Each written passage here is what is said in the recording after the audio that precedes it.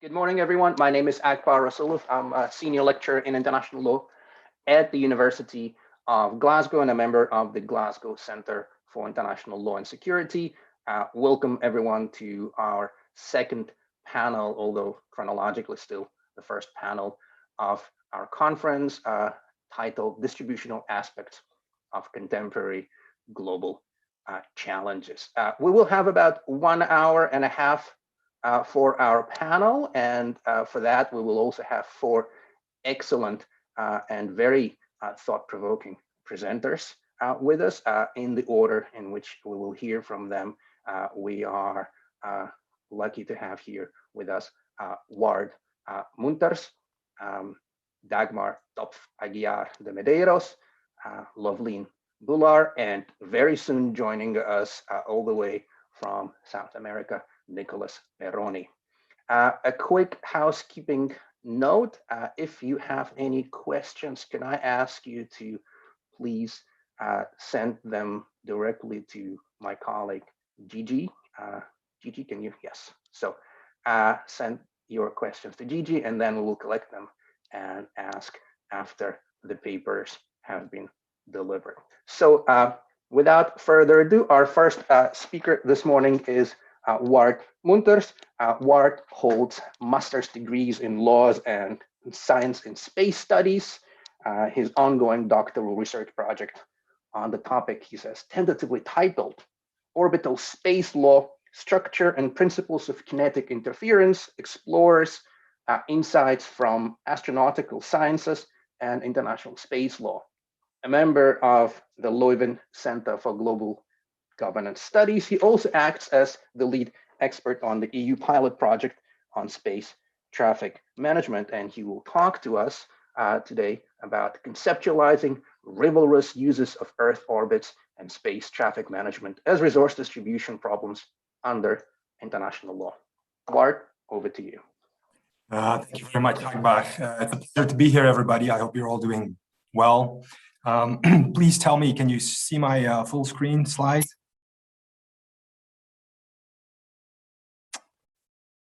Are my slides showing up? Yes? Not yet. Ah, okay. Second. There's always technical difficulties, huh? Now we're there. Excellent. Ah, okay. So welcome, everybody.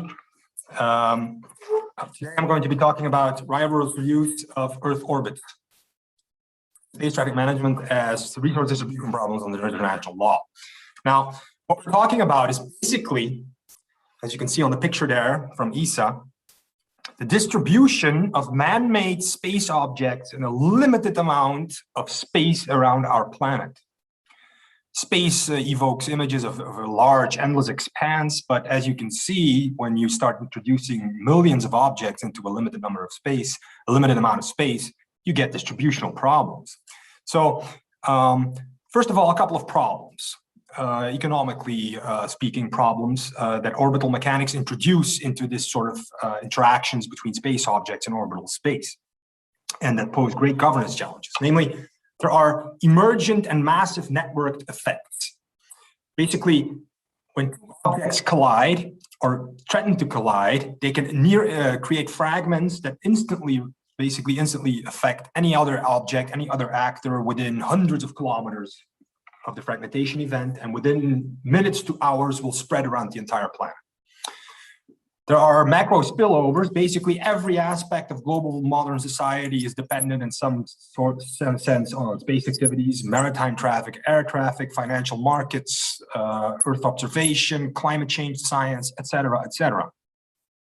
There's fundamental uncertainties because we only can track about 1% of mission-ending space objects. That is space debris that if it hits your satellite is done for. And then there are many asymmetries related to power asymmetries, capability asymmetries, scientific risk asymmetries, etc., etc. Now, the central question that we are going to ask is, how do we legally parse and qualify this distribution of space objects to create optimal governance models?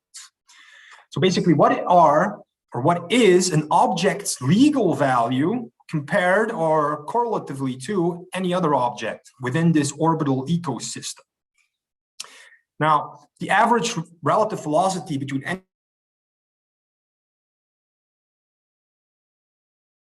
about 4 kilometers an hour.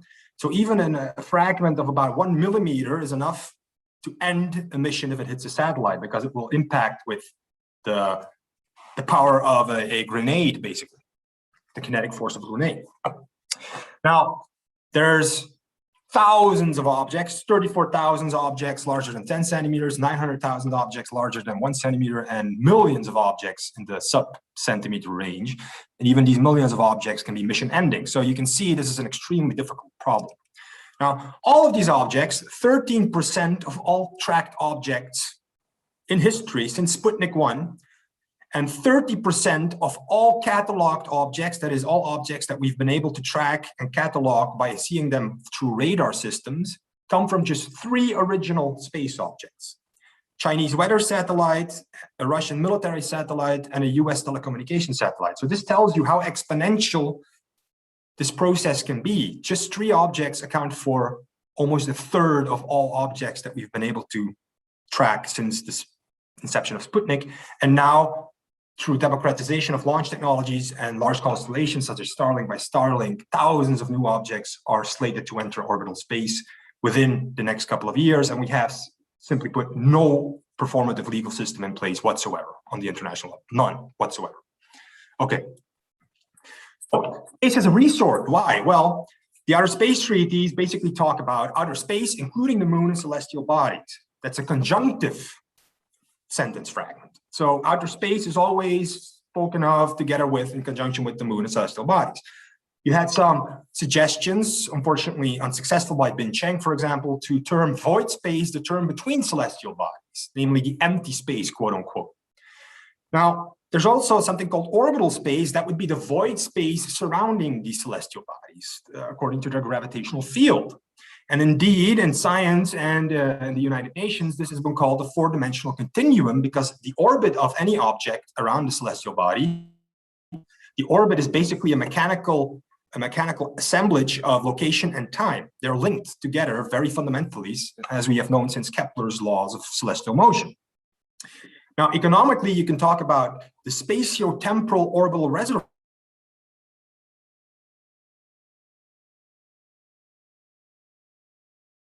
time occupy a certain space and position, a certain orbit. You can classify these orbits as common pool resources. Why? Well, a common pool resource features two parameters, basically. First, low or non-excludability, that is, it's socially possible to enter into this shared resource, and that is something countenanced by Article 1 of the Outer Space Treaty, which basically provides open international access to all countries. And second is that the resource must be subtractable, that is, rivalrous use. The use of that resource by one entity precludes another entity of using that same resource at that moment in time. So as you can see, the exact time and location that one object is present around Earth, another object cannot be simultaneously present at that time, at that particular location, or you have a collision, which creates those huge risks of exponential fragmentation. So there's 2 ways you can legally look at orbital space, and these are the orbital space as a resource itself. We can qualify first of all according to Article 44 of the ITU Constitution, which is basically a nearly universally ratified constitution, so it is really applicable across the world. That basically says that radio frequencies and any associated orbits are limited natural resources. But then you also have general international law, namely since the advisory opinion on nuclear weapons of the ICJ in 1996, it basically said that the existence of the general obligation to ensure activities within their jurisdiction and control respect the environment of other states or of areas beyond national jurisdiction or national control. Basically, satellites fall within the jurisdiction and control of states, and outer space, according to Article 2 of the Outer Space Treaty, is not subject to national appropriation by any means, so it is an area beyond national jurisdiction. So you could also qualify outer space and orbital space as an area beyond national jurisdiction to which certain regulations of general international environmental law apply. That was developed further in Pulp Mills, where they emphasized the fact that a shared resource in particular is worthy of legal protection. And there's a whole host of other legal qualifications you could use to strengthen the proposition that orbital space is in itself a legal category worthy of legal protection. Now, is space a global commons? Does it have common heritage? Are there community interests related to the protection of outer space? Well, the biggest and most powerful spacefaring actor, the United States, has traditionally and consistently rejected any such view. They basically say, no, outer space in itself is not a legal category. The only thing that matters is the objects within space and the rights attaching to the subjects operating or introducing those objects. And that's when we get to the right side, namely resource through use of orbital space. Well, orbital space, there's the freedom to use orbital space. It belongs to all countries. It's an open access regime. And that use is made primarily, in our sense here, through physically introducing space objects, the colloquial satellite, okay? Now, the right to use orbital space, is the freedom also a right? Well, since the United States, since the 2020s, the United States, which also is behind the very, very meteoric rise of interest in space traffic management regimes since then, said basically that all nations have the right to pass through and conduct operations in space without interference. So that basically means one object should not be interfered with by another object. Okay, you also have Article 9 OST or Outer Space Treaty that says you need to prevent potentially harmful interference, and you have to have due regard to the interests of other state parties. So objects should not interfere with one another. So what we can see is no matter which qualifications you use, the common element is that you're going to have to contend with the risk-based prevention of kinetic interference between space objects. That is, the interference between any two objects in space. As we've seen, there's millions of them, so you can start to comprehend how complex the situation becomes very quickly. Okay, so these space objects that might be interfering with one another, how can we qualify them? Well, first of all, they're substance, because basically they're material objects. They're made of matter and they are possessive of a certain mass. But they are also basically a vector of energy. Compare similar provisions in the United Nations Conventions on the Law of the Sea, for example. So basically, because an object has a certain velocity and a certain mass, it is a vector of kinetic energy. And indeed, if we want to really comprehend at a fundamental level what the problem is that we're contending with, distributing presence in a shared limited resource of orbital space, we should probably look at the problem as an energy management rather than an object management problem. So any long-term debris or space object management strategy must consider managing kinetic energy, because what we're talking about is the relative velocities between objects with mass. That relative velocity is about 10 kilometers a second in low Earth orbit. So the kinetic energies are huge, absolutely huge. And of course, that leads us to the qualification of the problem more economically as a tragedy of the commons, because Harden quite appositely said that the problem of the acquisition of energy in the tragedy of commons is now replaced by its dissipation, and its dissipation is exactly what managing kinetic energy in orbital space is all about. So the common element of preventing kinetic interference, well, prevention is basically the management of risk. What is kinetic risk? Well, any pair of objects, or any two objects that might interact with one another, take their mass, their relative velocities, and you get the kinetic energy involved. We want to manage that kinetic energy. So every space object is a risk factor connected to some international legal subject through international law. Our ability to assess and contend that kinetic risk depends on space surveillance and tracking, which is a very sensitive technology because it's also used in missile defense and basically has its origin in nuclear weapons competition. And debris flux modeling, because a lot of these, because below 1 centimeter, we can't see anything. So we're basically dependent on sampling and modeling and basically hoping that we have the correct amount of small debris amount. Now, what sort of legal framework can we construct to prevent deterministic probabilistic collisions? And what sort of legal framework or legal provisions can we apply or construct to contend with non-trackable debris? Basically, how can we legally modulate kinetic risk between objects, which is basically the goal of space traffic management? Well, in my PhD, I use a very, very in-depth developed methodological framework where I basically map the kinetic relationships between objects, the material ecosystem, the kinetic ecosystem, to the social relationships between objects. And mediating between these two is basically the risk principle. So the risk principle mediates between the physical ordering and the social ordering as connects to any of these objects. Okay. So the risk principle, the physical ordering in the material ecosystem, the atom of the material ecosystem, the indivisible analytical unit is the artifact, as I call it, not a space object, which is a legal category, because space objects are qualified differently in different national legal systems, for example, and different international legal instruments. So if you use the term space object, you're talking ambiguously. So I had to invent a new term, and I basically used the term artifact as a methodological device. The artifact is any man-made object, a kinetic risk factor with potential orbital consequences. So that also includes suborbital objects, for example, that intersect with orbital objects, orbits. On the right side, the social milieu, the question is basically, how do each of these kinetic risk factors relate to responsible, liable, on one side, responsible or liable international legal subjects, and on the other side, what are the interests that might be prejudiced by the risk posed by such an object? And on that side, we're talking about, of course, all of the entities connected to the other objects in orbit with which the artifact might interact kinetically, but also all underlying states. And I think you've seen the news of the Chinese Long March 5 missile crashing now.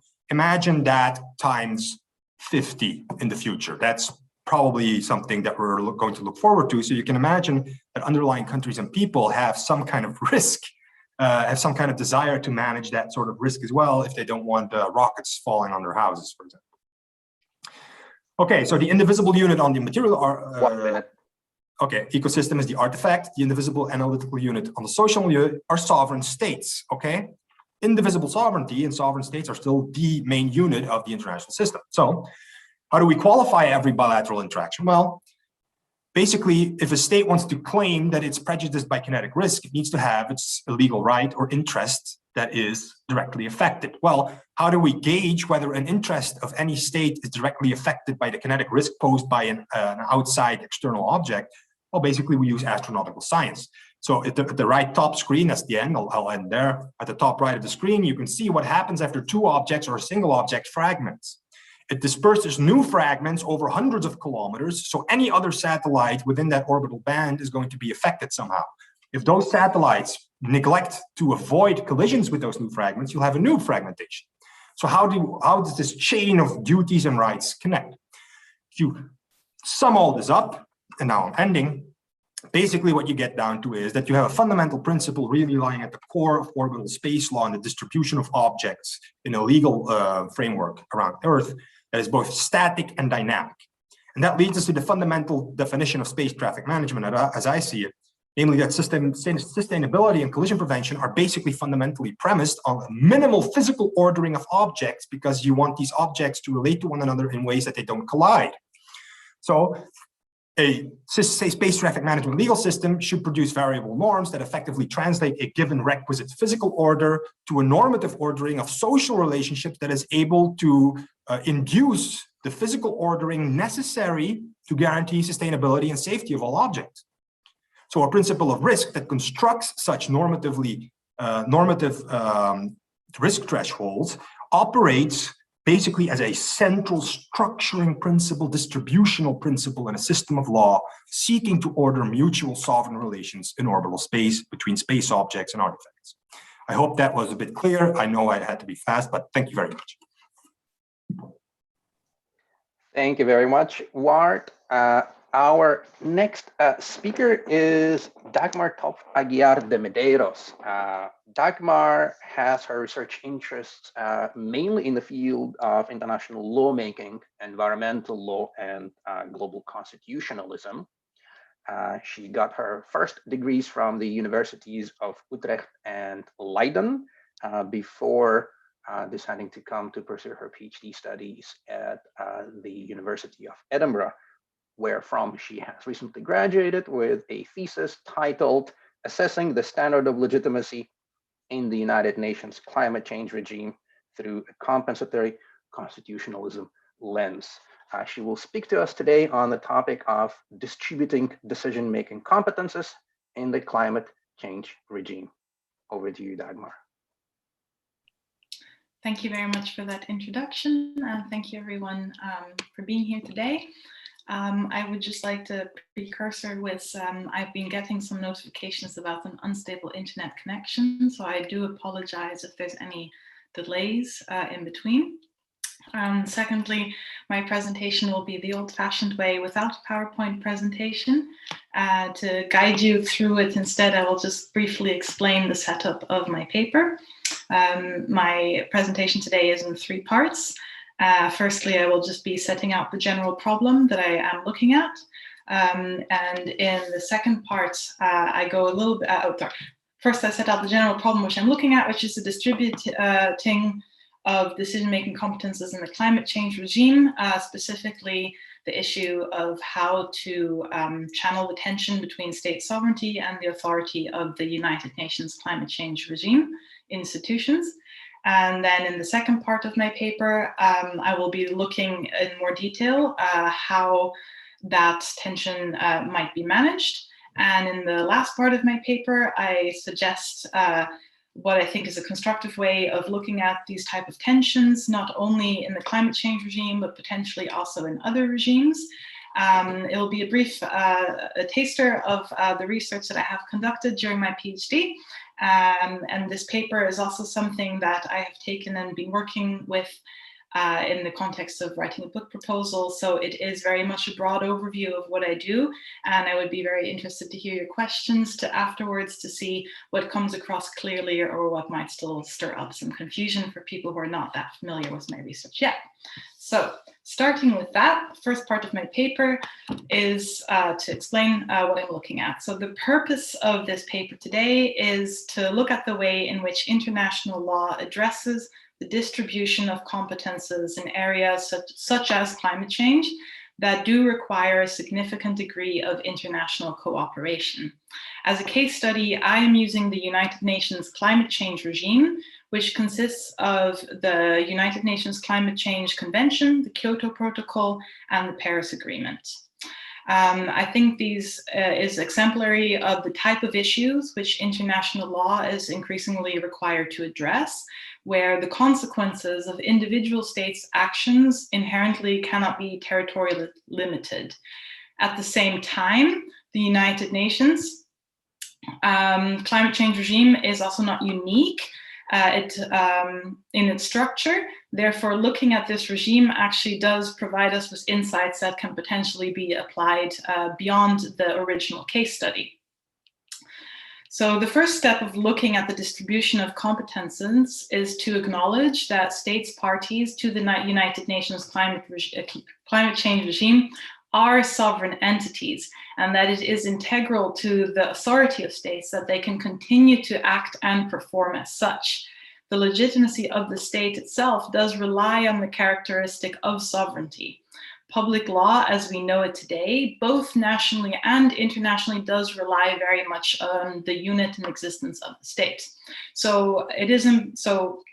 When I talk about constitutionalism later on, this is not to suggest an idea that we bring in all countries and create a global constitution as such. It is rather to, but I'll get to that part later. That's why I'm emphasizing it now, though. So in addition to the inherent importance of state sovereignty, it is also good to note that the complexity of climate change requires a fine-tuned interaction between policies that are locally relevant and realistic, but also globally coordinated climate goals and strategies to have those. Since climate change manifests differently in different parts of the world, it is important that national authorities have the capacity and the authority to act, prepare, and respond as locally required. At the same time, since greenhouse gas emitting activities have negative consequences, which are cumulative and indivisible, to the point that the consequences of individual states' actions cannot be constrained to stay within the parameters of the responsibility of individual states, global coordination is also necessary in order to accomplish climate goals that are capable of respecting individual states' sovereignty through ensuring that each state gets a seat at the table in deciding how rights and responsibilities are to be divvied up. So the climate change regime tackles the distribution of competences through the creation of a multilateral environmental agreement that operates through what Churchill and Ulfstein describe as an autonomous institutional arrangement. So normally an autonomous institutional arrangement consists of a conference of the parties, a secretariat, and one or more subsidiary bodies. This is also the case in the climate change regime. What distinguishes a multilateral environmental agreement with an autonomous institutional arrangement from an international organization, they claim, is that it has a more ad hoc nature and that it is independent from existing international organizations and from states parties. It works together with these, but it has its own competences, which it uses to coordinate and influence states parties' conduct towards common goals articulated in the treaty regime. Again, in this case, the United Nations climate change regime. So what the climate change regime does is that it essentially introduces a new actor onto the scene, which has competences independent from those of states. In other words, there's a new kid on the block, and that naturally creates a situation of tension. How do these two sets of competences coexist and cooperate? So that takes us into the second part of my paper, which is to take a look at how to settle this dynamic of competing competences in a way that results in a legitimate distribution of competences between the autonomous institutional arrangement of the treaty regime and between states parties. Both actors require that they can dispose over a certain amount of authority, yet both also rely on the capacity of the other to exercise their authority. So both acknowledge that they need the other, but both obviously want to try and get as big a piece of the cake as possible. So the climate change regime cannot spell out detailed, effective, and legitimate climate policies for each state to follow within their territory. They can't prescribe exactly what is to happen within each state. So their states themselves are best located to perhaps do that. Hence, a system of establishing a space for the states to develop their own policies. But simultaneously, the states cannot coordinate global climate change policy without some interference from the autonomous institutional arrangement as a neutral and independent actor, which creates a platform for cooperation. So the enormous challenge is, of course, how to organize the interaction between the two groups of actors, states parties and the autonomous institutional arrangement, in a way that enables the two sets of authority to coexist and cooperate. In other words, how can the tension productively be channeled to achieve a legitimate and constructive balance? A small side note here is that in my paper and in my current research, I have so far focused only on the relationship between states parties and the autonomous institutional arrangement. That is how it is currently set in the legal framework. I, of course, understand that there are other potentially relevant actors and stakeholders who also want to participate, but this is the starting point of the framework that we're working with. So that is where we need to start focusing to make sure any problems are dealt with before we expand on that. So those are kind of sidelined for future research projects. Okay, back to the question. So to settle the issue of how to channel the tension between the competing authorities constructively, I have identified legitimacy as an incredibly important element. So legitimacy allows for the regime to gain traction, and it produces a narrative that cooperation is desirable instead of perpetuating a narrative that any form of cooperation is some kind of insurmountable threat to the sovereignty or the authority of states. For the interaction through the platform of the climate change regime to be legitimate, it is necessary that a normative common ground can be identified. Considering the global dimension of the regime, the different legal and cultural characteristics of participating states, and importantly, the wide variety of oftentimes conflicting interests at stake, the search for common ground becomes integral to the establishment of a foundation for cooperation between all of these conflicting interests. And the good news is that despite all the differences all states parties to the climate change regime do have, there is a common element that they have. All of these states are constitutional states. This is, of course, a question where the debate can get a little bit hairy as scholars try to distinguish or find out or distill exactly what it is that states have in common when we say that they are all constitutional states. But my argument is that it is actually exactly the acknowledgement of the diversity that constitutionalism can reflect that makes it very valuable to use it in this context for global cooperation. It is exactly the diversity of constitutionalism, its ability to adapt to relevant local, international, historical, cultural context, which makes it of value for the climate change regime. It provides a common starting point, the specifics of which can be adjusted to meet the needs of the context. Here again, the climate change context. So what I have done in my doctoral research is I have constructed an analytical framework that demonstrates the connections between what I call 6 necessary features of constitutionalism and 5 components of legitimacy. So you will notice here that I specifically use the word necessary. A lot of constitutional lawyers will focus on a discussion of necessary and sufficient features. I intentionally only talk about necessary features as a starting point, with then indeed the idea that as the regime exists for a longer time, it can develop and adapt according to what the needs are that it needs to respond to. Hence, at this point, only necessary. So what my analytical framework does is that it explains how the 6 necessary features of constitutionalism give an expression to legitimacy expectation that states have when they interact with other sources of authority. What my constitutionalism lens does is that it articulates these legitimacy expectations into constitutionalism features. So what is otherwise a feeling of legitimacy, which is very abstract, can now be discussed in terms of identifiable markers of legitimacy that fall within a shared normative framework which states recognize and are familiar with. In other words, I'm taking the climate change regime and I am teaching it the language of public law so that it can engage with sovereign states in terms that they understand, that they accept, and which they respect. So for the last part of my paper, I will give an extremely brief summary of what this entails. And I do hope that you see it as a taster that will raise your appetite to ask me lots of questions in the discussion later. So my analytical framework constructs a compensatory constitutionalism lens through which to assess the standard of legitimacy in the climate change regime.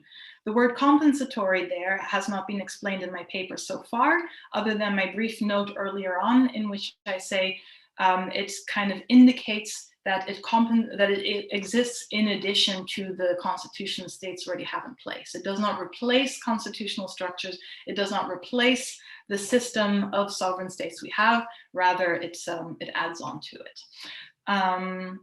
So the lens uses 6 features of constitutionalism, as already mentioned, and it uses these as a means of making concrete the 5 components of legitimacy, which capture the expectations of states parties regarding the exercise of authority.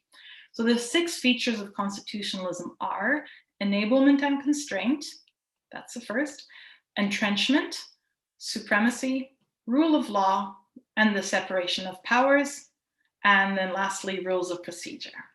All of these features of constitutionalism can, of course, be further broken down into subcategories with more detailed definitions and requirements and instructions relating to each.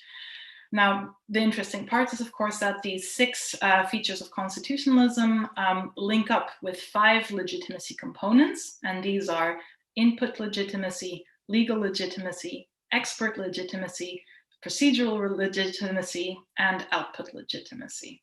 So the discussion around the definitions of these components of legitimacy are very dynamic. So the way that I deal with this is that I narrow down the context to that of the very specific authority relationship. 1 minute. Thank you. So that I narrow down the definitions to the very specific authority relationship between states, parties, and the climate change regime and the autonomous institutional arrangements. So rather than talking about legitimacy in the abstract or trying to capture all possible meanings legitimacy might have, I say in this very relationship between states and between the autonomous institutional arrangement, how can we constructively, usefully define these legitimate components to be meaningful in that relationship? So then considering, so in my framework of analysis, this means that the legitimacy components are defined in relation to the question of the legitimate authority and the interaction between states, parties to the climate change regime, and the autonomous institutional arrangement it establishes. Sorry, that's where we left off. So by approach, to kind of sum it up, is by approaching the tension between state sovereignty and the autonomous institutional arrangements authority, the matter of legitimacy allows for the narrative to focus on shared normative values in what is a hugely complex issue with an enormous variety of conflicting interests at stake. Using common ground as a starting point for the structuring of legitimate authority relationships enables the climate change regime to demonstrate that it takes seriously the legitimate interests of all states involved. This creates a constructive environment for cooperation on the very urgent and existential threat climate change poses. Thank you very much for your attention. I apologize that I could not go into more definition into more detail about my definitions, but I'm happy to highlight this if there's any questions. Thank you. Great, thank you very much, Dagmar. Our next speaker is Dr. Lovleen Bhullar from University of Birmingham. Her research interests lie primarily in the fields of rights and the judicial process, addressing issues relating to the environment, water, and sanitation in India, and in international and domestic regulation of antimicrobial resistance and climate change. She's a member of the editorial board of the Law and Environment and Development Journal, and today she will speak to us on the topic of distribution of responsibility for a bad international law and antimicrobial resistance. Over to you, Lovleen. Thank you very much. Hello, everybody. I hope you're safe and well. My paper considers the distributional aspects of a global bad, big global challenge, that's antimicrobial resistance, or AMR, and I look at it through the lens of international law. Now, the first question is, what is AMR? According to the World Health Organization, or WHO, AMR occurs when bacteria, viruses, fungi, and parasites change over time and no longer respond to medicines or drugs. Antimicrobial medicines or drugs include antibiotics, antivirals, antifungals, and antiparasitics. However, we are more likely to encounter the term antibiotics. Multiple pathways could lead to the emergence of AMR in human beings, and these include the overuse or misuse of antibiotics, hospital-acquired infections, consumption of food animals injected with antibiotics, for example, growth hormones, and the transfer of antibiotic resistance from the environment, for example, through water bodies. Now, the World Health Organization identifies AMR as one of the top 10 global public health threats, with serious implications for human health, economic, political, and developmental implications. Now, once AMR kicks in, infections become increasingly difficult to treat or sometimes impossible to treat, and the risk of disease spread, severe illness, and death grows. Already, over 200,000 newborns die globally every year from neonatal sepsis, which is attributable to bacteria resistant to first-line antibiotics. India alone accounts for about 60,000 deaths from AMR every year. At the same time, it is important to note that both developing countries and developed countries bear the burden of AMR. And AMR is expected to take about 10 million lives every year by 2050 if urgent action is not taken now.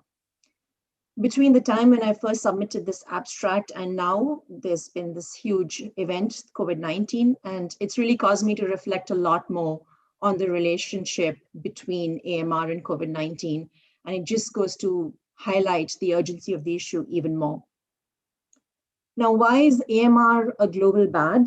Now, there are several reasons for this. The first is the cross-border movement of people, for example, for tourism or medical tourism in some cases.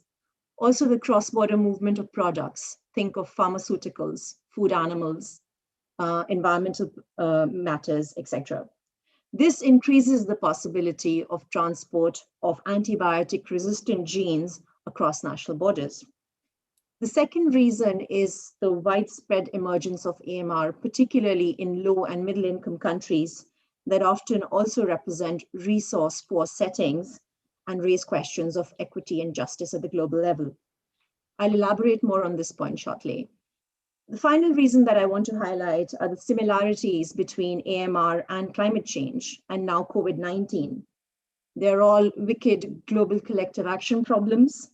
All of them have consequences for human health and the environment, and they all require massive long-term political commitments. The distributional challenges are massive, and there is great need for action from the local to the international level in all of these cases. So this takes me to the role of international law, which is the point of my paper, really. Now we can look at the role of international law from multiple perspectives. The one which is most evident with respect to AMR is international institutions. Now, international institutions have played a central role in the development of domestic AMR regulatory frameworks. The WHO has been at the helm of this, and the WHO has adopted a One Health approach, which links human, animal, and environmental health. The WHO also adopted a global action plan on antimicrobial resistance in 2015, which urges governments to adopt national action plans that are aligned with the global plan. The action plan also calls for international action and coordination, which is another point of entry for international law. Additionally, intergovernmental bodies such as the FAO, the World Organization for Animal Health, and the Codex Alimentarius Commission have also established relevant standards and guidelines that countries have adopted over a period of time. In addition to this international action and coordination, which is envisaged in the WHO's Global Action Plan, international law also needs to respond to the need to distribute goods such as antibiotics, environmental protection, food, animals, water, and sanitation on one hand, and this bad, that is AMR. There are already calls for the development of an AMR-specific international instrument that should be responsive to the needs and capacities of different countries. In addition, international law could also factor in these goods and the bad within the scope of existing binding and non-binding instruments, and by improving the effective implementation of existing instruments. Some of the relevant instruments relate to human rights, the environment, intellectual property rights, services, trade. And all of these could have an impact on the distribution of the regulatory burden in respect of AMR at multiple levels.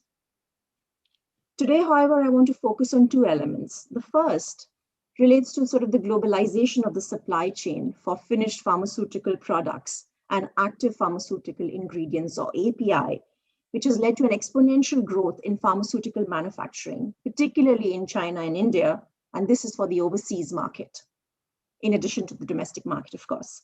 Now, these jurisdictions are attractive because of the low cost of manufacturing on account of weak or non-existent environmental regulation, and also its enforcement, among other reasons.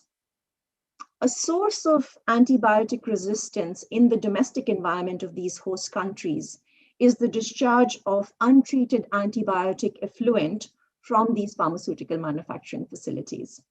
Studies have shown high level of pharmaceutical residues in both surface water and groundwater bodies near pharmaceutical manufacturing facilities in both of these countries.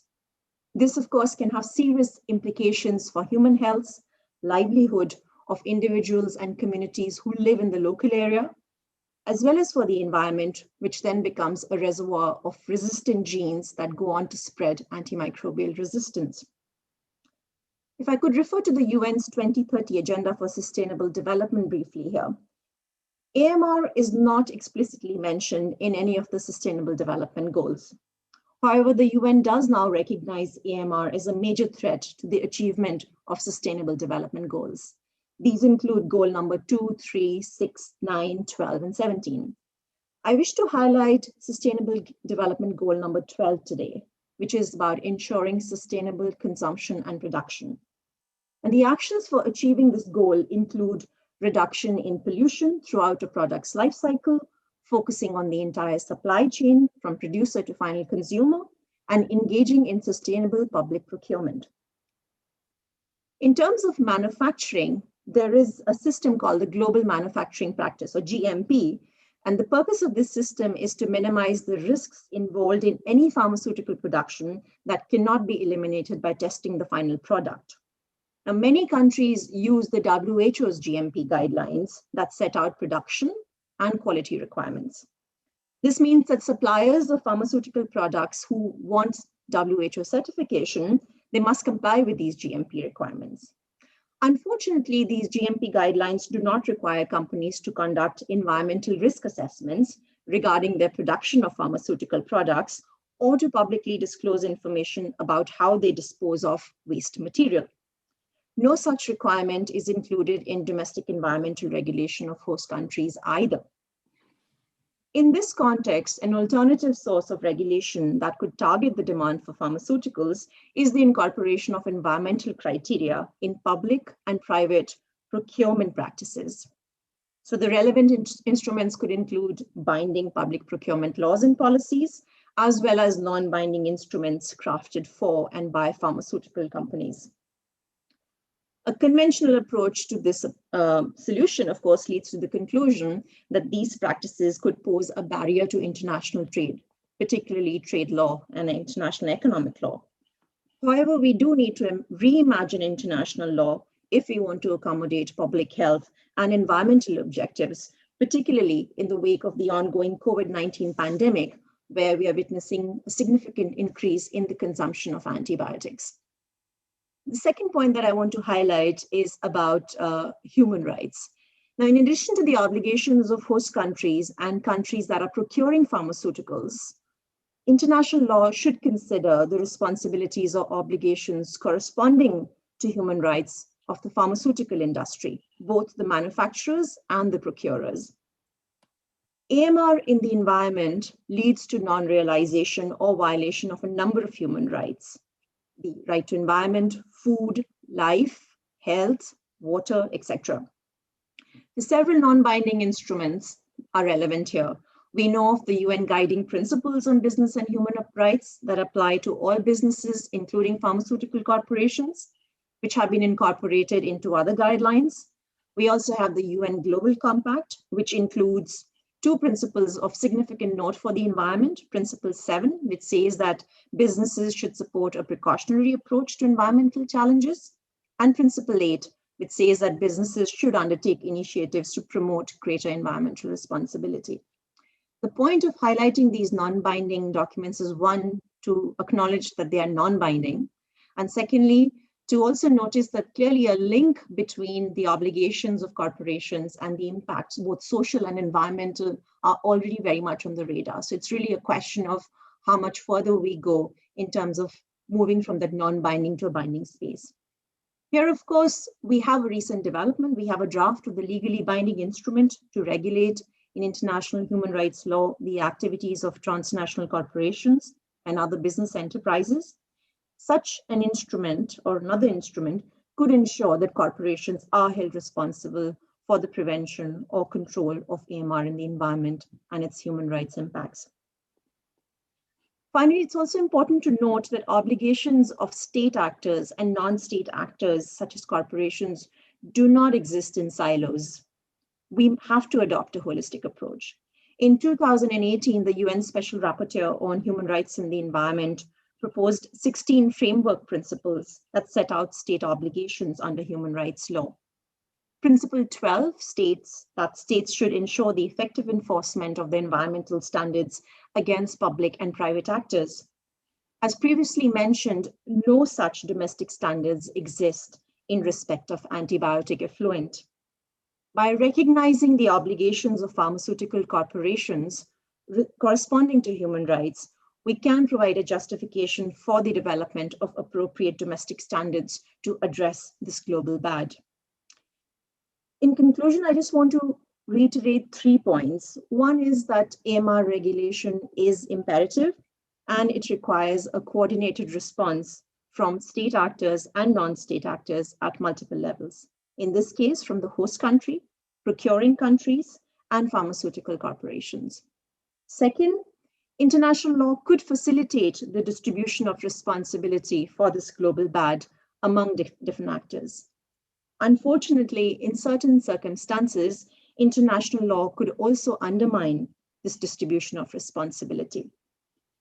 Be that as it may, we have to reconsider the contours of different relevant areas of international law to address this global bad urgently, especially given the links between AMR and COVID-19. Thank you very much for your attention, and I look forward to any comments or questions that you might have. Thank you very much, Lovleen. This was extremely wonderful and thought-provoking, and very importantly, you did not even use up your 15 minutes. As a chair, this is definitely an achievement. Our next speaker has joined us a few minutes ago, and Nico, are you here? Can you turn your camera on? So our next speaker is Nicholas Perrone, the Research Associate Professor of International Law at the Universidad Andrés Bello in Chile. He is the author of the much acclaimed International Investment Treaties and the Legal Imagination, a book published earlier this year by the Oxford University Press. And he will speak to us today on social acceleration, law and international law, political economy and institutions. Over to you, Nika. Thank you very much, Akbar, and thank you very much to the organizers for having me despite I'm late. And I really appreciate the opportunity of being here this noon for you, early morning for me. So without further ado, I'm gonna go straight into the presentation. So as Akbar was saying, this is a kind of a new project for me. I got interested in this, in the relationship between social acceleration and law like a year ago, and the idea of how acceleration is actually implicated in distribution, but also in the way we represent law and international law kind of attracted my attention. There is a lot of research on social acceleration from a history, anthropology, political economy perspective, sociology as well, but I found that perhaps there is a gap in the legal literature about understanding, the implications of acceleration for law and international law. So, I kind of start this with two intuitions. One is that we see a tendency where the fast is likely to prevail over the slow. Representations of the fast, of progress, what is to be modern, it's about this linear and fast process of growth tend to prevail and are more powerful. So the fast actors tend to prevail over the slow ones, and these representations of fast and modern, let's say, growth or profit creation, or even entrepreneurs tend to prevail over representations of slow, traditional, and cyclical time. I have already done some research on global value chains, where you see that lead firms tend to get an upper hand as the fast actors who run the show, who call the shots when it comes to innovation, when it comes to the standards that need to be followed, but also through the contractual terms that govern global value chains, the network of contracts that make these chains normally incorporate contractual terms that require suppliers to adjust very quickly to the demands of the lead firms. They have very short lead times, and these contracts can be canceled or terminated very quickly, most of the times without much of a penalty for lead firms. So this means that the lead firms can accelerate the chains when they need that, and then suppliers have to hire temporary workers, but they also have the possibility to stop these chains when something like COVID-19 happens, and it's not them who suffer the burden of this, but rather the the suppliers and the workers. So this is one of the intuitions I have, that there is a clear distributional impact when we're talking about acceleration. The other one is that some of the economic, social, and environmental problems we are facing are related to social acceleration in a different way. And this is because not everything accelerates at the same time. Not everything can even accelerate at the same time. So we see a desynchronization between economics, politics, and social lives.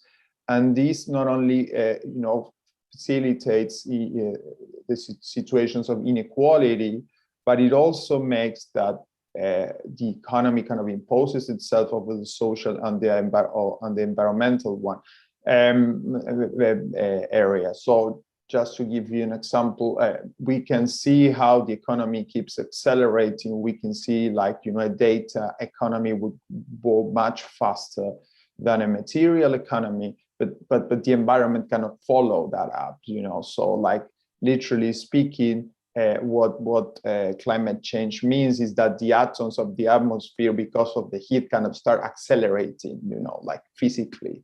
So this, of course, creates a tension. And the problem is being that not everything can accelerate in the same way. And then, for instance, politics can definitely not accelerate as fast as the economy as well. So we always hear that the state is, behind, that the legislator is behind, fast and modern finance, for instance. So it's like one is always trying to catch up with the other. And this desynchronization empowers the fast actor over the slow one and kind of pushes the slow one to try to adapt, to catch up. And in this process of trying to catch up is always kind of losing, because it's not meant to catch up. It's never meant to. Politics is never meant to catch up with the economy in this process of social acceleration. So in the next 10 minutes that I have remaining, I will focus on two parts. One is we're going to talk a little bit about acceleration, and the second part about the political economy and law. So for historians, there is a process of acceleration throughout history. And this process has got much more intense during modernity and industrialization. Hartmut Rosa, the German sociologist and philosopher, he claims that modernity is an experience of acceleration, not that there was no acceleration before modernity, but that modernity has put acceleration at the front of the social processes, and that we are reaching to a tipping point where we are accelerating at a level where it's kind of creating a level of uncontrol, what he calls uncontrollability, that is really kind of making us dizzy and getting us into sort of frenetic standstill. But the idea of acceleration goes back to Marx, for instance, and capitalism. An inherent tendency in capitalism is for production, consumption, and the circulation of capital, or to accelerate. And making of innovations is a mechanism that the capitalists have to maintain this acceleration in production, consumption, and the mobility of capital that is directly linked to making profit. And I mean, technology is a key factor in this process, but there is this structural trend towards acceleration. So David Harvey has claimed that then what happens is that there is a process of time-space compression, that capitalism moves us in this direction, and that capitalism basically is annihilating space through time. It's about conquering space. Space is an obstacle, and it needs to be conquered. It needs to be we need to create bridges. We need to create speedways if you want to annihilate space. So what Harvey says is that we are not moving in a linear way towards acceleration, but rather there are waves that are connected to technology. So he basically identifies two during modernity capitalism, if you want to. One is Fordism, and the other one is what he calls flexible accumulation. And of course, then he goes to say that there is a close link with modernity and postmodernity with this, and that culture, politics, and kind of adjust to what we see happening in the economy. So Fordism was about concentrated, repetitive, fixed production that has to be, physically, geographically concentrated.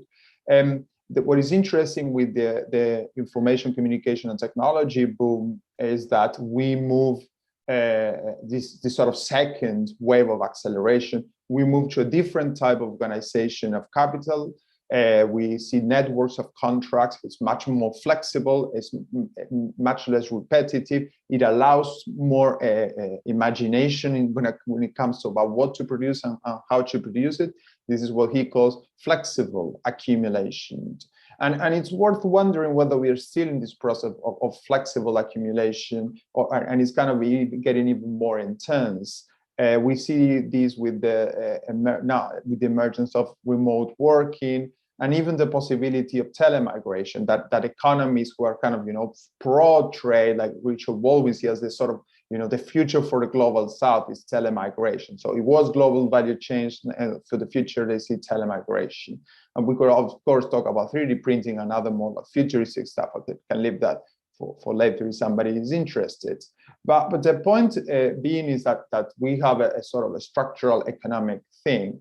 But in addition to that, there is a cultural element, of course, that Hartmut Rosa, for instance, traces back to Weber. And the idea that this culture is a bit of a condition of possibility of capitalism, the Protestant ethos, the idea of rationalization, the means ends rational, is about saving time. Whatever saves time is normally seen as objectively correct. Universally, we all want to save time if you want to. So this culture is very important. And in a way, you could see that culture of acceleration affecting technological change as well. So we see how culture and structure here are playing important roles. And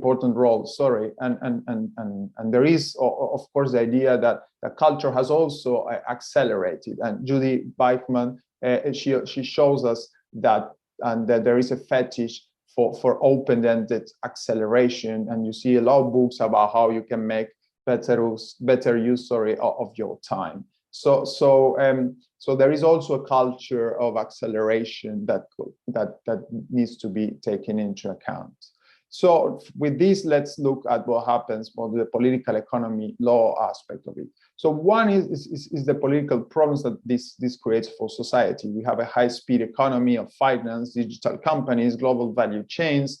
And so this creates this kind of disruption between politics and economics. So this was already identified at the beginning of the 20th century.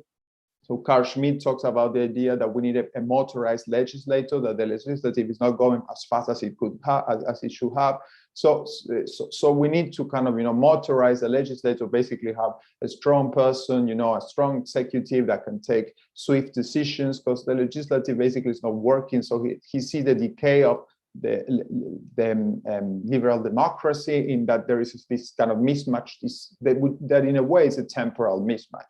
And we see a lot about this. We read a lot about the political state is always too slow. It's difficult to regulate business because business goes too fast, or actually it's bad. The state is not as good because it's not moving as fast as business. And then innovation is going too fast. So what do we do? All these innovations are without much further political discussion. We always hear about them later on when they're already becoming the standard, and what do you do about it? So this creates a lot of pressure for governments to act faster, but this has a problem, or creates a problem, because it means that there is a lot of delegation from the legislative branch to the executive branch, and this also means from the executive to expert bodies, and these expert bodies sometimes are much less transparent, obscure. There is less debate, there's less time to discuss, and there is an issue here of the idea of democracy being about things take time. We need to deliberate, we need to talk about it, we need to come up with arguments. So all that kind of gets compressed, and it's pretty much. If you think about a situation like the financial crisis in 2007, 2008, you have Lehman Brothers going into bankruptcy, and then there was no time to think. So the business sector, banking sector, told the government, you need to, offer us a bailout, because otherwise it's going to be a catastrophe. And governments probably had minutes to decide. a very important decision had to be taken in minutes. So you can see the implications for government, and this has an international dimension as well, because you see the same process happening internationally. Things are not discussed in the General Assembly anymore. The World Trade Organization cannot have, round trade talks, rounds, because everything's going much faster. The negotiations need to go faster. We have a decay of the use of treaties, the idea of an international conference, that you see that happening. So in a way, we could think about acceleration also as a conditional possibility of the neoliberal state. The argument of neoliberals, you probably know very well, is that there's too much information, the governments cannot process that information, and we could wonder whether at some point there was a sort of synchronization between the nation state and the economy, or at least in the global north. 1 minute. Thank you, Akbar. But that has kind of gone away. So to conclude, what I'm interested in and what I think the law is doing here is kind of helping to fix the fast and the slow. So some things are going faster and other things had to be kept slow for the fast to maintain its speed. So I think that's a relevant component here, is how I'm gonna finish with that, and look forward to your questions. Thank you. Thank you very much, Nico. Well, it falls to me now to open the floor and invite our audience to ask their questions. Gigi, do we have any questions yet? No? No, we do not. Okay. Well, let me then abuse my position as a chair and offer some remarks and then some questions, some of which are designed to provoke rather than to simply seek for more detail and information. So the first thing that struck me was how there's this very common theme running through a lot of the questions that were raised during this panel, and that theme, in a way, can be broken down into your classical 2 or 3 categories. The first obvious category that seems to come up in different ways is the tragedy of the commons challenge. So in some cases, we look at tragedy of the commons through the lens of common goods and how we can best arrange our continued enjoyment of access to certain types of common goods. In other cases, we heard the tragedy of the commons come out in an almost inverse fashion, the problem of the global bad. What do we do in terms of our response to the global bad in a way that should be ideally optimized? So the first question was the question of the tragedy of the commons. The second question, that kind of second theme that went as a thread through all of the papers, I thought, was the question of what particular job do we expect international law and legal institutions and legal regimes more generally to perform in allowing us to manage this tragedy of the commons. And the theme here that seems to be something that in different ways is raised by each of the speakers is the theme of what is the actual specific granularly articulated version of the legal regime or a legal proposal that we need to be looking at. So to go back to Wart's presentation, the theme that seemed to hover in the background was this theme of once we have put in place all of these supplementary legal sub-regimes, such as the sub-regime relating to questions of attribution of responsibility, attribution of ownership, who's responsible for which part of the debris. The question then arises is basically how do we carve up the space of distributing responsibility at the level of primary rights and duties, and the obvious theme in the background, and I think you didn't quite get to that because I think there wasn't enough time to explore that. So maybe this would be an opportunity for you to share with us your thoughts. The obvious temptation given to us historically by the liberal political theory is a version of the so-called sic utere doctrine. Use your property in a way so as not to interfere with the enjoyment of property by others. And there are upsides and downsides. The obvious upside is that it seems to be a very popular benchmark, and we can use it for various reasons as a starting point to talk to people from different jurisdictions and different legal traditions. But the downsides, of course, are that it's extremely indeterminate and it doesn't really take us nearly as far down the path towards greater granularity that we probably want. With Dagmar's presentation, I thought there was a slightly different attempt to tackle a very similar question, which is that rather than trying to impose immediately a very specific substantive answer such as sic utere doctrine, we need to start thinking more about building a series of processes and systems that would allow us to, in a way, bypass or overcome the absence of clarity on the substantive norm. So in that context, we're looking at what David Kennedy called an attempt to solve substance by turning to process. So we run away from substance because we can't really, or we don't have the time politically to deal with it, by putting in place a particular system of processes in the hope that the processes, if they are seen as legitimate, whatever substantive solution they produce in the end will be accepted by everyone, even if on its own terms, that substantive solution otherwise would have been more difficult to sell. And in that context, again, the attempt to add granularity is very visible in this engagement with, I think there was some parallel between your theory of legitimacy and the work of scholars like André Harel and Amrita Narlikar. So we'll look at 5 different dimensions: input versus output, legitimacy, which is extremely helpful. I think it's a very useful way of adding precision and clarity to our thinking about legitimacy. But then in your talk about constitutionalism, again, you probably just ran out of time and you didn't explore it.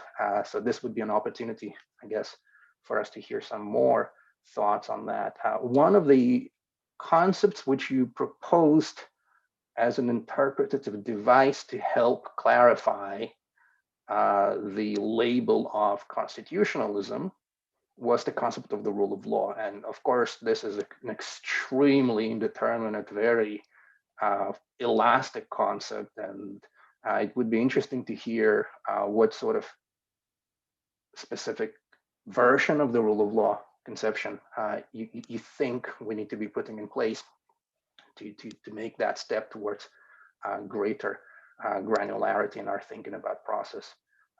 And with the presentation of Lovleen, I really love it. I mean, I teach a course called, together with Anna Chadwick, we teach a course called International Law and International Economic Governance. And just listening to your presentation now, just like this is classical stuff that needs to be taught in our course. So part of the challenge, I think, that you very helpfully bring forward is this challenge that so much of what we deal with in the context of the governance and management of risks runs into that tension between international law's ability to speak to procurers and manufacturers, but also their countries. And when we say countries in this context, we can mean a lot of different things. We can mean the state of nationality of a particular business. We can mean the state that buys up those vaccines in our case, for instance, most recently, or other medicines. It could be a state that facilitates the transportation. So a lot of different points, and the classical PIL, public international law paradigm in this context tends to invite us to look at states as the way of getting at non-state actors. And of course, as we all know, in recent years, that the limitations of this approach have been accepted as virtually themselves part of the problem. So what are the solutions? And you highlight that part of the challenge here is to find a way of maybe mobilizing things like certification programs maybe mobilizing instruments such as business and human rights obligations networks, a lot of which exist in the shape of soft law. But then that also raises additional questions in the background, and these are the questions of regulatory capture.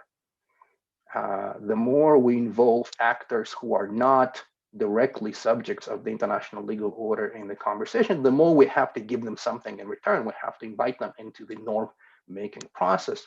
And inviting those who are regulated to become the regulators is the classical definition of regulatory capture, or, to put it more bluntly, classical definition of corruption in a way. So how do we bypass that? That is the kind of granularity question here, because also in the background there is the sense of hope but doubt that those international institutions that we have in place are going to protect us against regulatory capture in a very good way.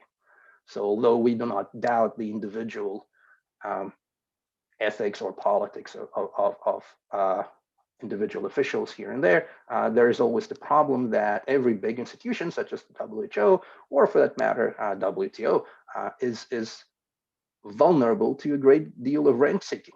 Institutions are empire builders. So as we bring in these autonomous governance institutions into the process, we're not only exposing our process to regulatory capture, we're also exposing it to rent seeking. And how do we overcome that is part of the challenge confronting international law that I thought was very helpfully highlighted in your paper.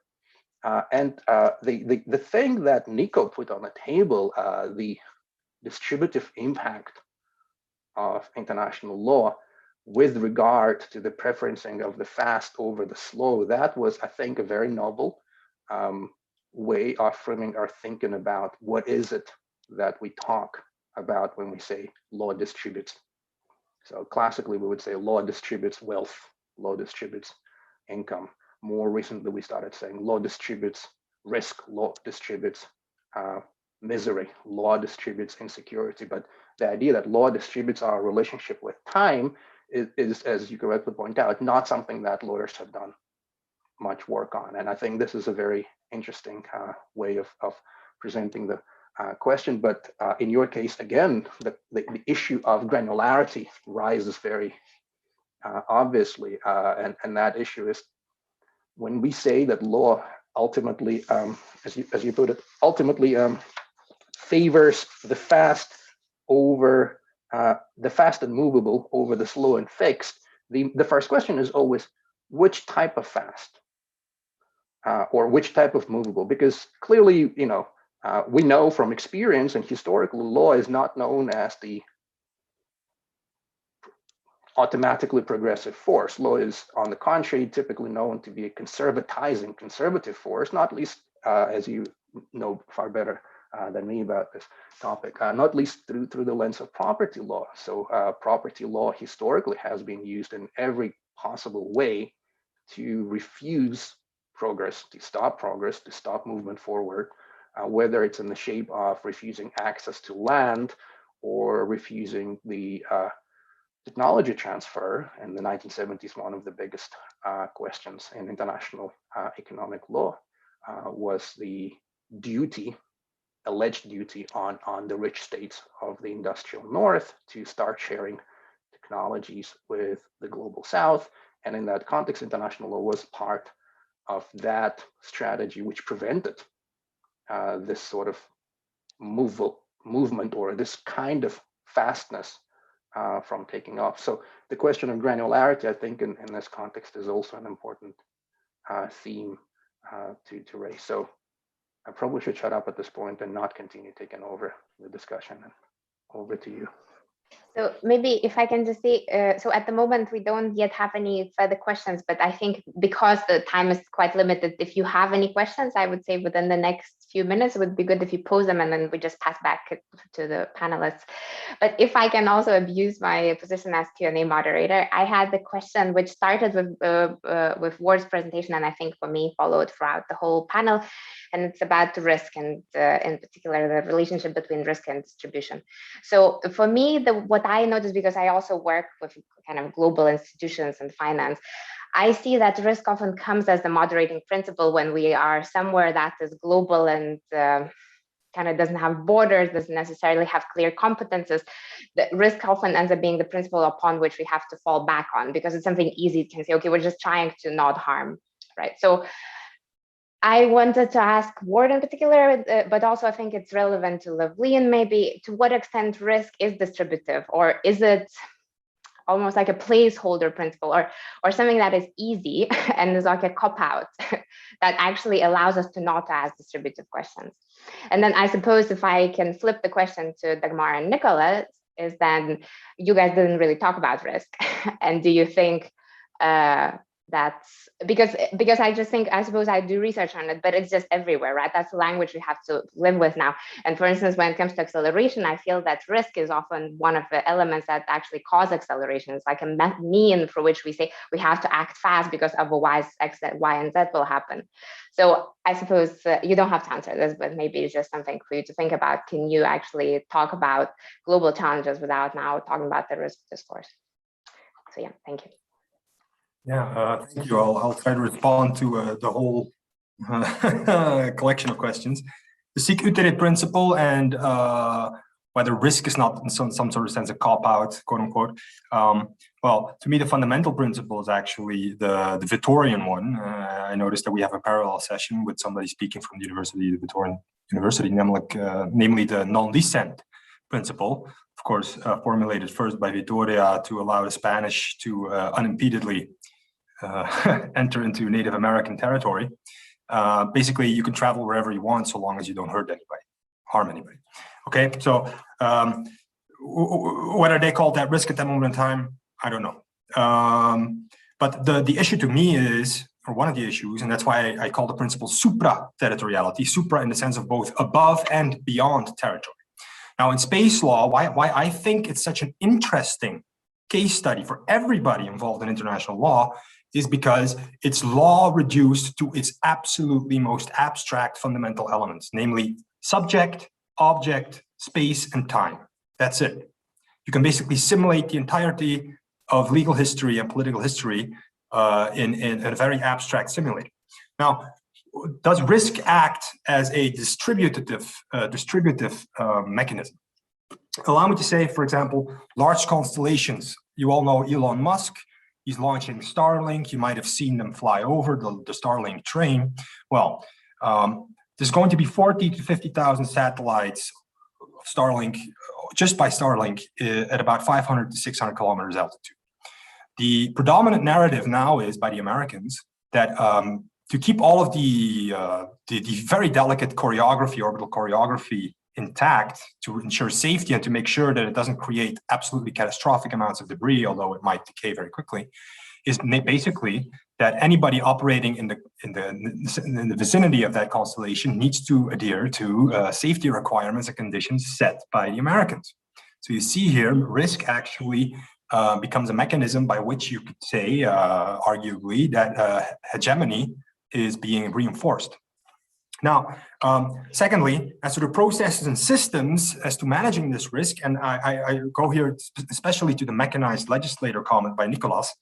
Well, I see this in twofold way, and then I'll end. Supraterritoriality, why? The problem, in my opinion, is a problem. It's beaten to death at this moment in time, is that international law is still very much based on territory. Jordan Branch goes into this very, very beautifully with cartography, and that we basically started with astronomy, went through Ptolemaios, who made cartography a thing, and that basically was a material element that led to thinking about the division of jurisdiction in a territorial sense. But now all of these interactions that we're talking about, they don't necessarily adhere to territorial boundaries. So what we're talking about is basically the division within a limited spatio-temporal space of interactions between subjects that might have some rights and duties. Now, to the extent that there are objective elements within these interactions, or that of these interactions that you could qualify as risk, for example, the question is, can we mechanize these objective parameters in a way that reinforces, for example, the liberal quality of everybody, Pareto optimal division of liberalism, basically. You also see artificial intelligence being touted for the management of large constellations, space debris, etc. Now, the deeper lying question is the following: should we not do away with territoriality? And is the absolute, and this is a very, I recognize, very sensitive topic, is the absolute adherence to democracy, quote unquote, actually perhaps not hurting us? The neoliberal system, premised basically on the fact that make goods and capital cross borders so tanks and bombs don't, has already started this permeation of territorial boundaries.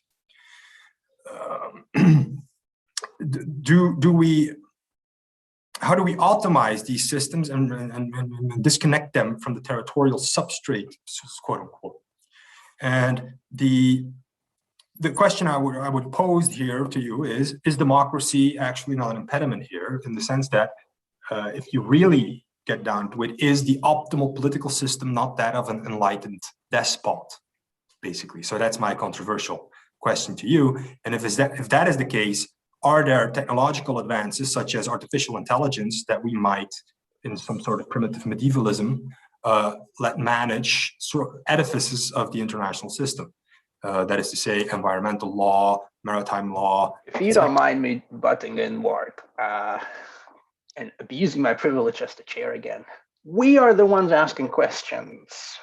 Adding more questions to us is precisely what we don't want to be happening now. But if you don't mind, can we pass the floor very quickly to I'm very conscious of the fact that we're just a few minutes away from the end of our panel and the start of the first inaugural keynote. So Dagmar, Lovleen, Nicholas.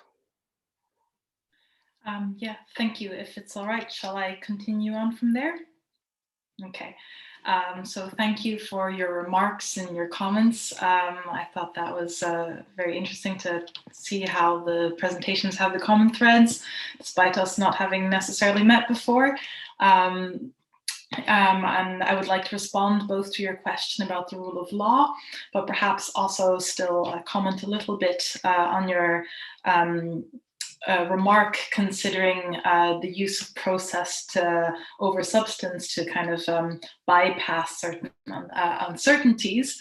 I would just like to highlight that it's not for a lack of desire to engage with substantive rules or substantive targets. It's more about allocating the authority, who gets to make the decisions, what are appropriate substantive targets, that gets located in a place where it is both most responsive and also most legitimate.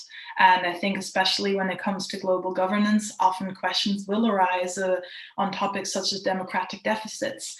And one of the questions I get a lot is indeed, well, like, oh, you only talk about states, parties, but what about all the people in the state? Or what about all these other groups?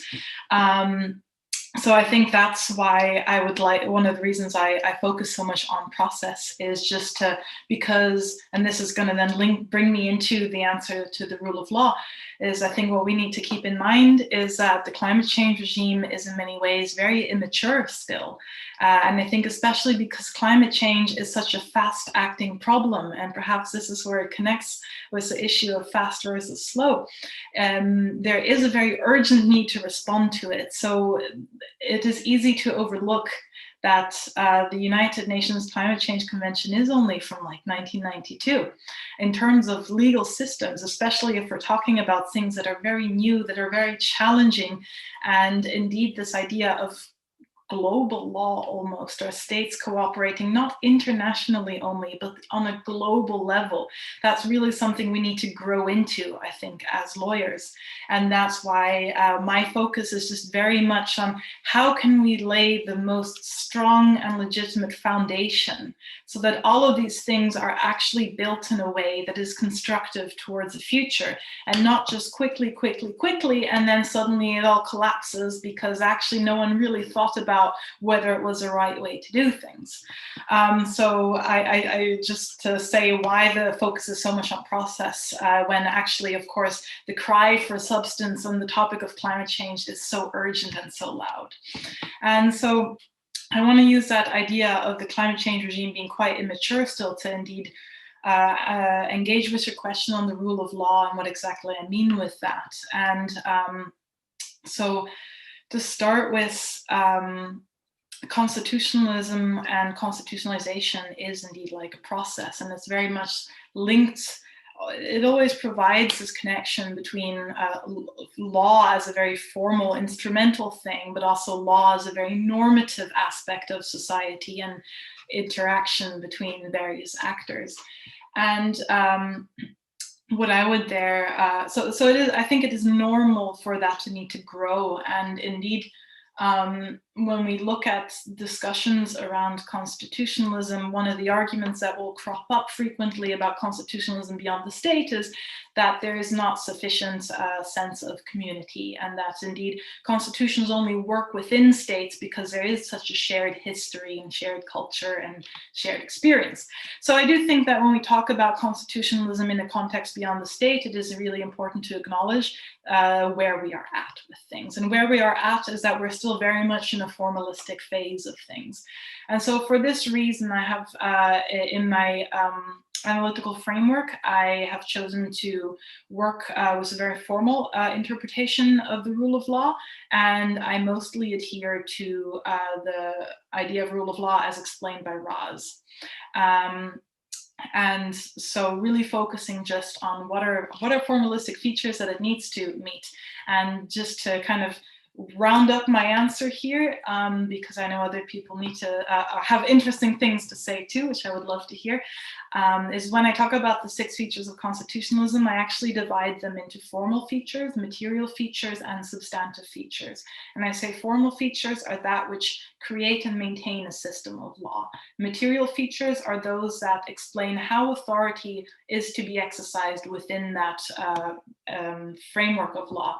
And then the substantive features are those elements which kind of tell us what are the values that the outcome or the consequences of the exercise of authority within that system needs to meet. And then, for example, if we look at states, you could use human rights values and say, okay, any exercise of authority has to meet the substantive values of human rights. And that's where I say in the climate change regime, we can identify clearly the formal features. We can identify quite well the material features, but we are not yet at a level of maturity of a legal system that we can adhere clear substantive values. So again, rule of law often has either formal or a more substantive interpretation. At this stage of things, I think only a formal use of the rule of law is constructive. But as we continue to develop the regime and continue to develop an experience of cooperation and global governance, I would imagine that one could develop towards a more substantive interpretation in the future. Thank you. Thank you very much, Dagmar. Gigi tells me it's not a problem if we overrun a little bit more. So, Lovleen, Nico. Okay, thanks very much. I was trying to create sort of a 1-minute summary if we were out of time, but anyway, so I think both of your comments kind of speak to these kind of classic dilemmas that we are facing with regulation really, isn't it? I mean, there's this kind of disconnect between agreement to undertake collective action on everything, climate change, AMR, and then there are those individual interests that kick in. So I think with AMR, it's a bit trickier because there is growing recognition that it's not something which is a problem only in developing countries or only in X or Y country. And I think that's one interesting part of it. The other thing is kind of this tension between sort of domestic action and international action. And I think my interest came into this topic from there because I was focusing a lot on domestic action. And there's this interesting hierarchy where you have the WHO coming out with a global action plan and then asking countries to align their national action plans with the global action plan. And then suddenly everyone started realizing that actually there are a lot of other actors that we have to take into account. And we can't have the classic cop-out that because domestic regulation is not good enough, our hands are tied. So if domestic action is not strong enough and our hands are tied, where else do we go looking for solutions? And I think the point that Akbar, you raised about this fear of regulatory capture. I mean, it's there at multiple levels. It's there, and coming to sort of Gigi's point about risk, this is where it gets really interesting, because there's a conception or consensus on risk at the international level. But then if we go to sort of a very domestic context, so for example, antibiotic effluent, whether the discharge of antibiotic effluent into the environment is bad is also being disputed. So is it risky enough? Do we need to do a risk assessment? And do we then need to manage risk? And then there's this big question mark around where is the data and information around it? So I think in many respects, AMR, climate change, many other issues kind of are just, representative of the dilemma. But my interest is really in trying to make sense of, can we find some kind of a meeting ground where either we raise our hands and say, I am not willing to do this at all because it doesn't suit my interests, which is not a very nice thing to say at the international level.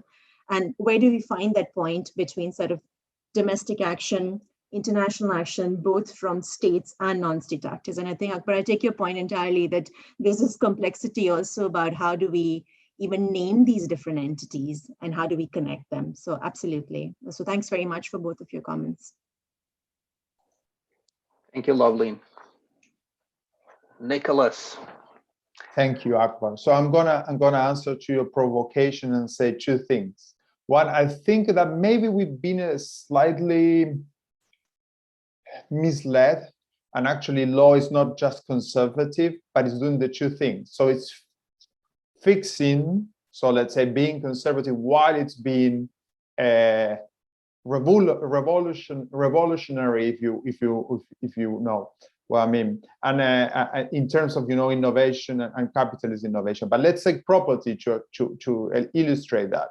So Morton Horvitz and the evolution and the American transformation, he's talking about good property and bad property. He's talking about dynamic property and static property. So when you see all these cases about the construction of the railroads, so there is property that is fixed, is static, and actually needs to be going to be affected by the fast railway. And in fact, the rail, the trains are one of the best examples of acceleration in the 19th century. So it's not. So law was not just conservative, but also revolutionary, in facilitating the construction of railways. And the same happens with telegraph, the same happens with telecommunication. So actually, I think that perhaps one of the things that acceleration can learn us, help us to learn, is exactly this function of the law. That is not only, about conservative, it's not only about, a conservative status, but it's also about what of that needs to be continued changing. And it's kind of a fixed nature of, sorry for that. This is the time I normally wake up. This is exactly what I think I'm after when I'm talking about acceleration. Now, there is a question of how, and I think there's a bit of a, what is international law, or what is a law in general here, and maybe it's more of a general thing. But I do think that perhaps you precisely kind of nail on the or touch on the key thing, which is like actually the law is doing the two things at the same time, and that may be something that we have disregarded or overlooked. I don't know. Thank you. I love me some CLS around lunchtime.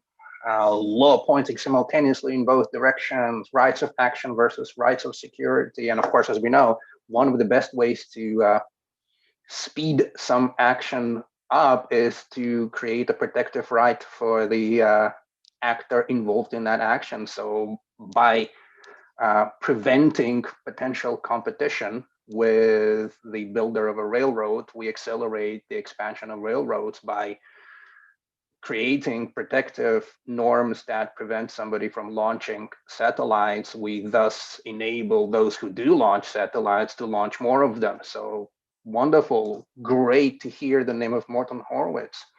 And thank you everyone for these great comments and these great responses and these wonderful, very thought-provoking papers. Gigi, would you like to say a few words at the end? No, thank you very much. Well, it falls to me to invite everyone to thank our speakers the classical way by clapping our hands, either virtually or on camera. And without further ado, I think we should wrap up our session and quickly all transfer into the keynote. Thank you, everyone. Thank you, everyone. Thank you. Good Bye. to see you.